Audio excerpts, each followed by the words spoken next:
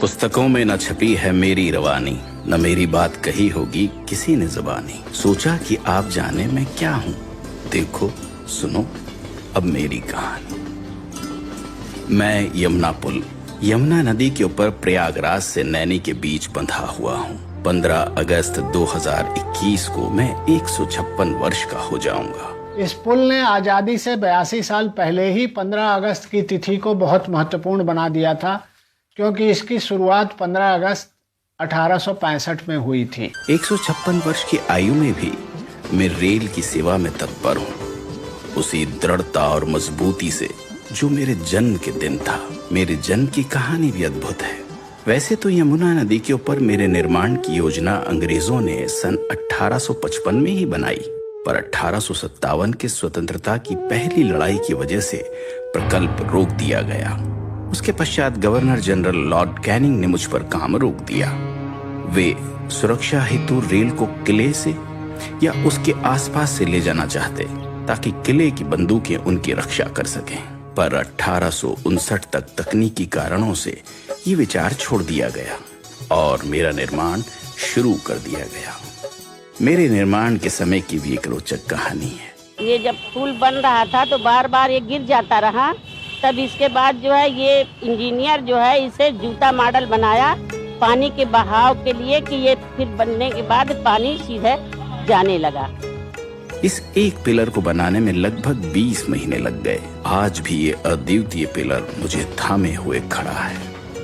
मेरे निर्माण के कई वर्ष पश्चात रेल पटरियों के नीचे बैलगाड़ी और अन्य वाहन के लिए रोड भी बनाया गया, जो आज भी वाहनों के यातायात के लिए इस्तेमाल किया जाता है। मेरे निर्माण के समय मुझ पर एक ही पटरी चलती थी, पर यह रेल इंजीनियर्स की दूरदृष्टि ही थी कि जब 50 वर्ष बाद दूसरी पटरी बिछाने का निर्णय लिया गया, ढांचे की मजबूती इतनी थी कि बिना कोई बाधा दूसरी पटरी बिछाई गई। मेरे ऊपर चलती ट्रेनों ने न सिर्फ इलाहाबाद को नैनी से जोड़ा, उत्तरी भारत को भी पूर्व भारत से जोड़ दिया। अंग्रेजों ने रेल पटरियां बिछाई थी भारत को कंट्रोल करने के लिए, भारत को बेड़ियों में बांधने के लिए। ये सब इस ब्रिज पर भी दिखाई देता है, क्योंकि यहाँ पर प्रहरियों की व्यवस्था थी, यहाँ पर गेट बनाए गए थे और सब कुछ हमेशा वॉच किया जाता था। गौ घाट यानी इलाहाबाद की तरफ और दूसरी छोर नैनी की तरफ एक वक्त में गेट लगे रहते, और जो ट्रेनें गुजरती उनसे टोल वसूल कर ही मुझ पर चलने दिया जाता। भारतीय रेल ने इन गेट्स को उखाड़ फेंक दिया है।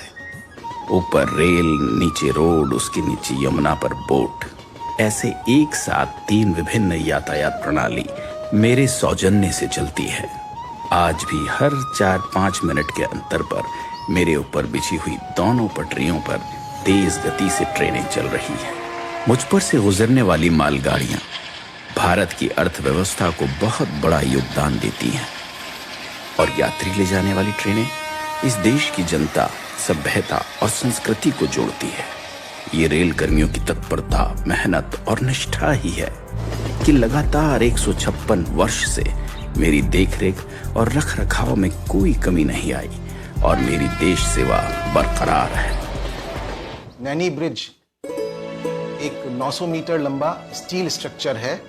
इस नैनी ब्रिज का रखरखाव अंडर वाटर सर्वे और अल्ट्रासाउंड जैसी तकनीकों से किया जाता है। इसमें सेंसर्स लगे हैं जो जल स्तर को मॉनिटर करते हैं और बाढ़ जैसे खतरों से सचेत करते हैं। सन 2004 में नए यमुना रोड पुल का निर्माण हुआ और उस पर यातायात शुरू हो गया। हालांकि आज मुझ पर भारी वाहन नहीं चलते, छोटे वाहन और रेल से प्रयागराज और नैनी को मैंने ही सुचारू रूप से जोड़ा हुआ है। यह पुल भारत का तथा भारतीय रेल की विकास यात्रा का पिछले 155 सालों से मौन साक्षी है। अंत में जयशंकर प्रसाद जी की 2 पंक्तियां मुझे याद आती है कि इस पथ का उद्देश्य नहीं है श्रांत भवन में टिक जाना, किंतु पहुंचना उस सीमा तक जिसके आगे राह नहीं। इसके साथ ही मैं विदा लेता हूं, इस वचन के साथ कि देश की सेवा में मैं हमेशा हमेशा के लिए समर्पित हूं। जय हिंद। इस पे जो डॉक्यूमेंट्री बनाने का हम लोगों ने निर्णय लिया वो इसलिए लिया, इस इंजीनियरिंग मार्बल के बारे में जानने से ना सिर्फ रेलवे के जो गौरवशाली इतिहास है उससे लोग रूबरू हो पाएंगे, बल्कि ये भी समझ पाएंगे कि इस पुल का प्रयागराज शहर और इस पूरे एरिया को एक डेवलपमेंट में, चाहे वो फ्रीडम फाइट हो उसमें जो एक मुकाम दिलाया है, उसमें इस पुल का भी कितना योगदान रहा है।